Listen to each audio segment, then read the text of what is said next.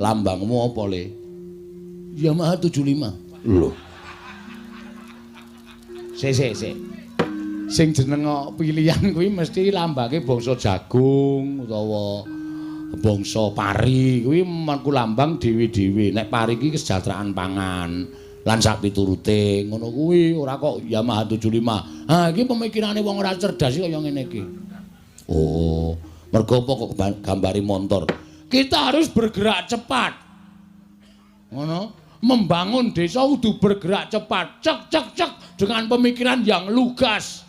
Apa sebabnya aku nggak kabar motor selah sepisan langsung muni Yamaha 75 kebule tekan ngendi-endi.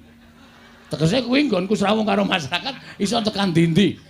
75 wis dadi tembung terus tanggap ing samu barang lir. Usaha.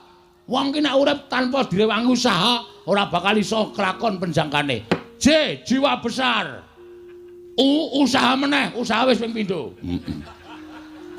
Hasilnya akan kelihatan. Langkah pertama kita memajukan masyarakat. Inilah pemimpin yang luar biasa.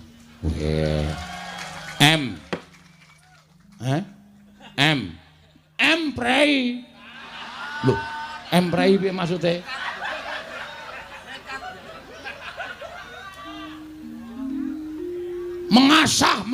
Mengasuh. Iya. Ayo kita bangun desa kita. Wah, edan.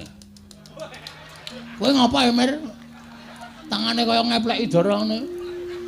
Ngepleki dara ora. Bapak ki seneng karo semboyanmu ki seneng.